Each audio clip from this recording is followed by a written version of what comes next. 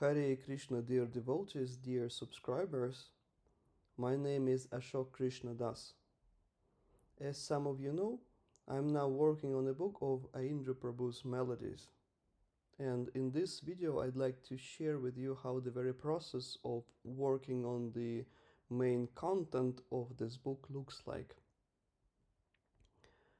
The very main content is the notation of his melodies.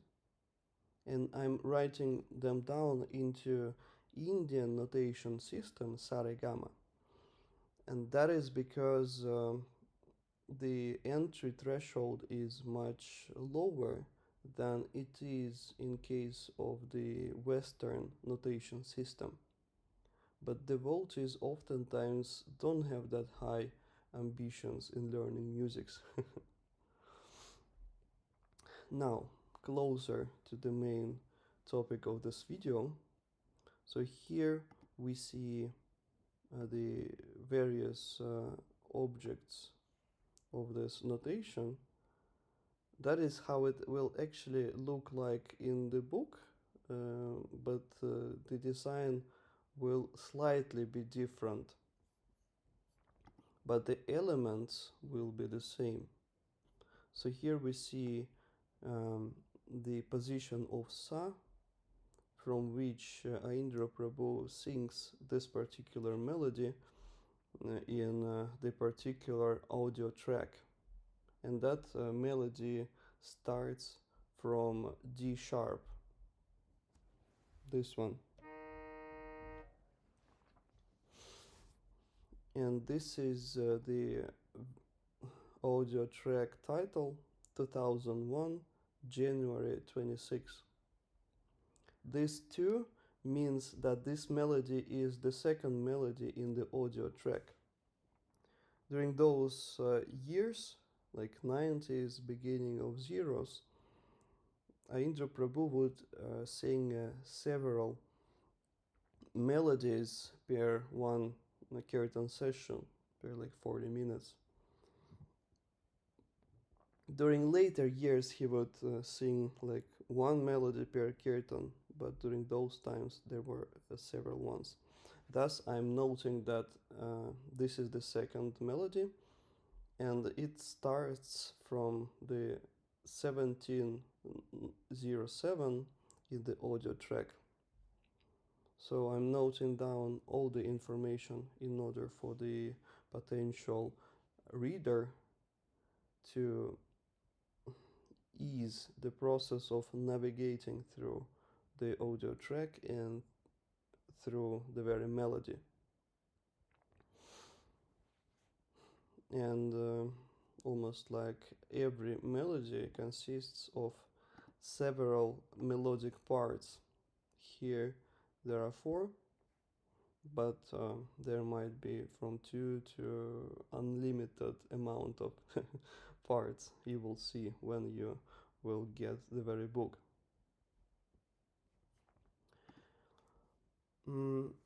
Reading notation can be a bit challenging in the beginning. Thus, I'm referring to those timings in the audio track in order for the reader to be able to listen and to identify the notation with the melody. But after a while, after developing this skill of reading the notation, one will be able to read it without a necessity to listen to the audio track. Like for example, this particular melodic part, if I read it from the notation, will sound like this. Hare Krishna, Hare Krishna, Krishna Krishna, Hare Hare, and so on.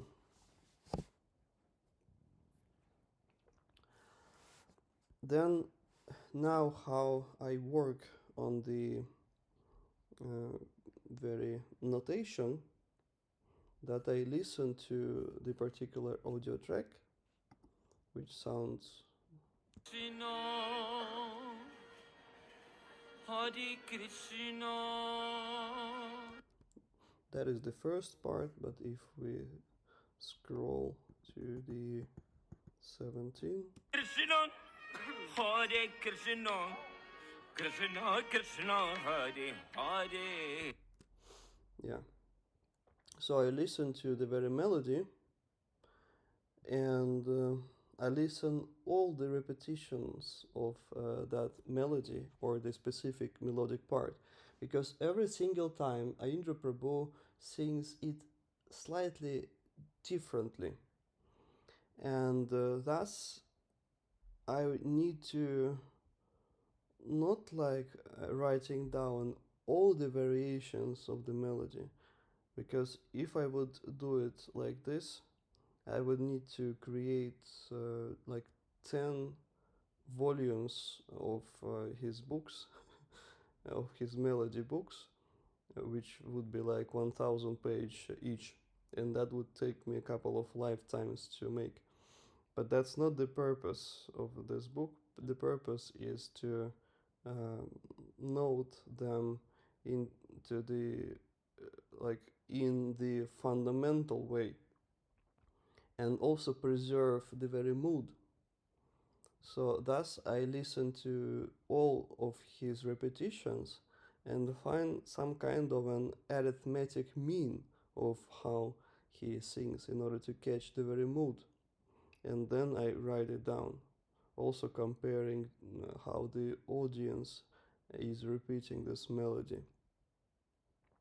So that's not an easy task, and also one needs to somewhat simplify it without losing the very atmosphere, the very mood.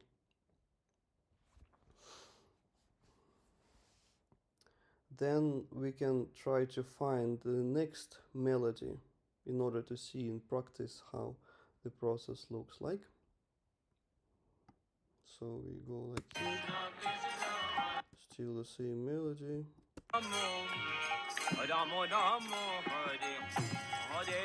Still same melody. Oh, now it's a different melody. Yeah, and it starts from 2300, and now we have to identify the tal, the rhythm of that melody. Hare Krishna, Krishna Hare Hare. We hear that it's the mridanga players and kartals players are playing double speed kaharva tal. So in terms of the mridanga players, it doesn't matter that it's double kaharva, but in terms of the very musical composition, it doesn't matter, it's just a kaharva. When you sing a kaharva tal melody, Hare Krishna, then like regardless of the tempo you are choosing as a kirtan leader, then mridanga player might either play it double speed or quadruple speed or normal kaharva speed or like a half speed, whatever, without you needing to change the tempo. So thus we choose the normal kaharva as the general notation grid. We see the kaharva template here, but first we create another tab here. We choose the kaharva framework, place it here, then we name this, and here. Then we need to identify the position of sa of this melody.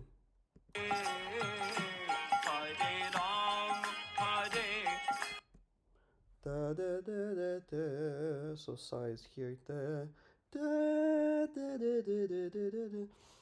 So sa is, yeah. So sa is again D sharp.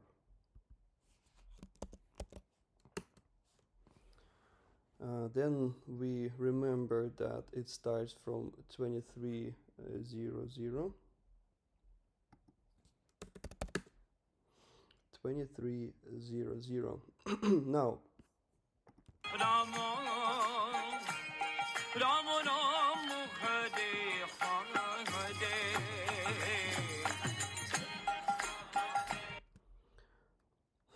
we can notice here that the very melody starts not from the first kartal beat, but from the upbeat.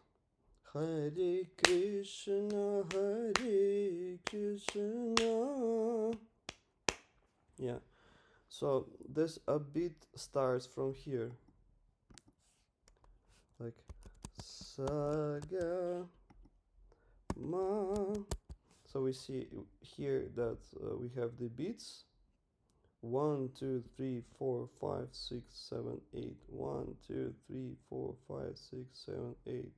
2, 3, 4, 5, 6, 7, 8.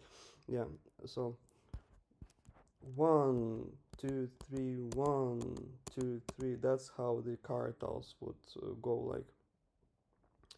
And I listen to kartals in my head, and thus I represent in my head where the very melody will be present in this grid.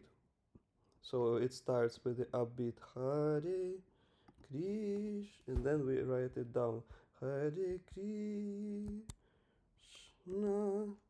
Hare Krishna,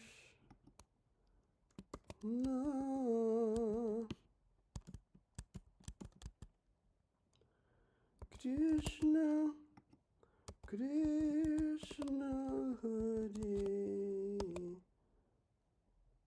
Hare.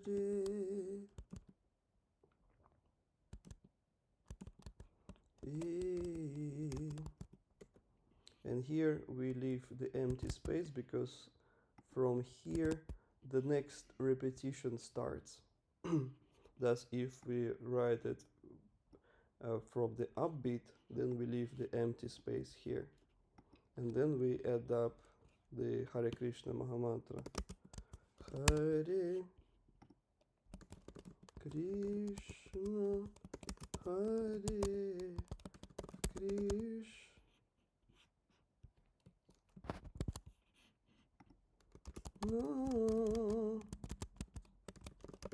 Krishna,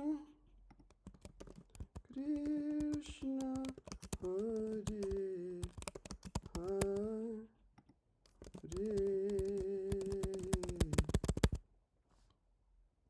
Or we can actually end it here, but here we can leave it for the taking breath, for the inhale, and these we can take in the parentheses as optional notes. So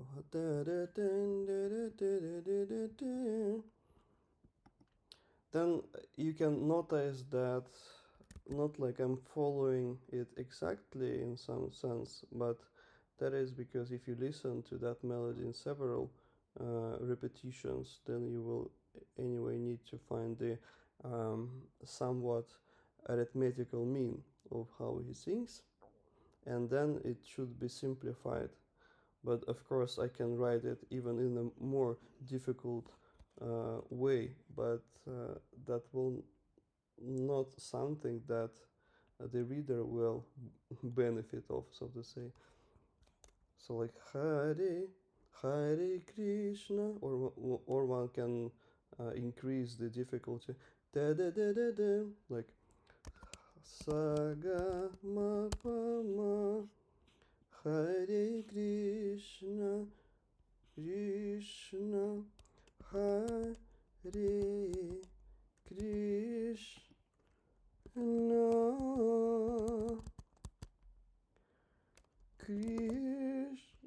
Krishna, Krishna, Hare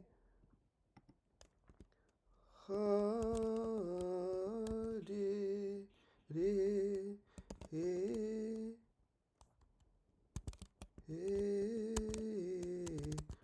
So one can write it even in a like more difficult way, but that's something that a reader might learn oneself how to improvise on the melody and also to improvise in the Aindra Prabhu's mood or Aindra Prabhu's style. Then one finds another part and another part, one adds up it like this, copying here and then writing a new. Then we can see here that we only have written the Hare Krishna part, but where is the Hare Rama part of the Mahamantra? Well, that's a good question, even though I asked it myself. That is why it is a good question. But anyway, jokes aside, so thing is that some melodies they are repeated on both Hare Krishna and Hare Rama. So like Hare Krishna, Krishna Krishna, Hare Hare, and then Hare Rama, Hare Rama.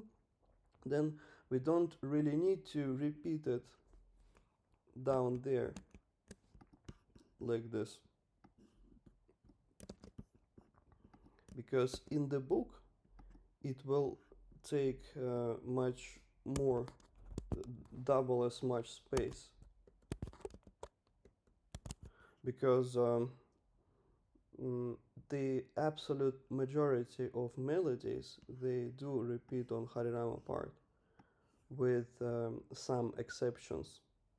That's why if I write it down like this, so the book will be twice as large, with which we don't want, and the purpose of it is not to write the whole Mahamantra down as much as possible. The purpose is for you to note down the melody which you can apply into kirtan, where you will have to chant the Mahamantra in its full form. You know what I mean. Now, then I go from part to part and I note down all possible melody parts I find in the audio track. And then I go further and I write down another melody and then another melody. And then I listen to another audio track and then I find out that here Aindra Prabhu repeats the melody, for example, this one. And now I listen to that repetition and I note down that this melody is repeated in this particular audio track.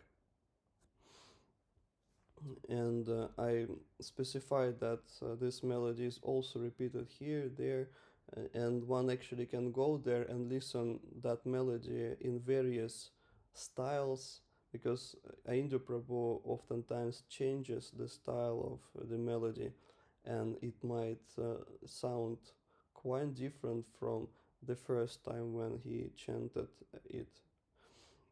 And sometimes in the later versions he uses some parts which are absent in this audio track. Then I either take that part and put it here and specify that this particular part is from this audio track, like for example this one or this one,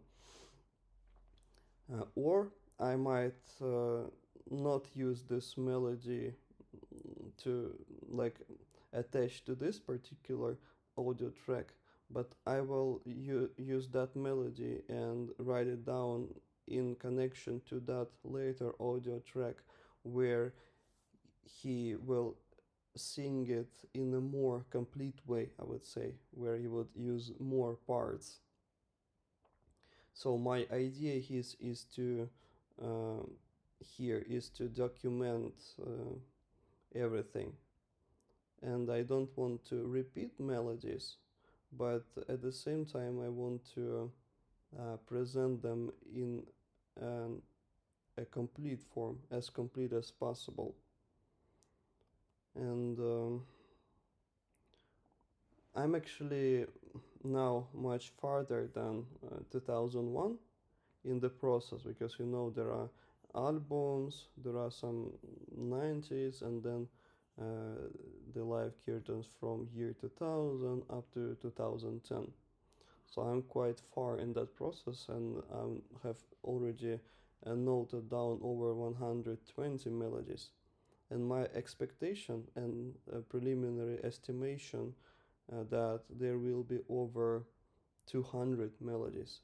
So you can imagine how huge legacy Aindra Prabhu left us in the uh, in terms of the musical culture. So that's why I'm very ambitious and enthusiastic in documenting all of that, and preserving that and presenting in a more structural and meaningful way.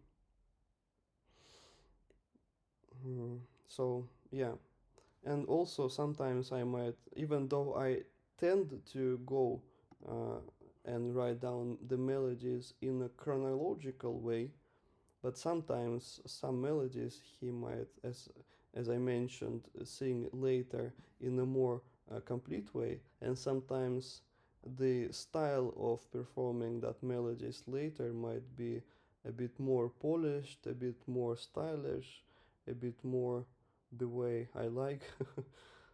And I'm trying my best to be as independent as possible in my approach, but sometimes the taste wins. But anyway, that will be a super cool project when it will go live. So wait for it. Haribol.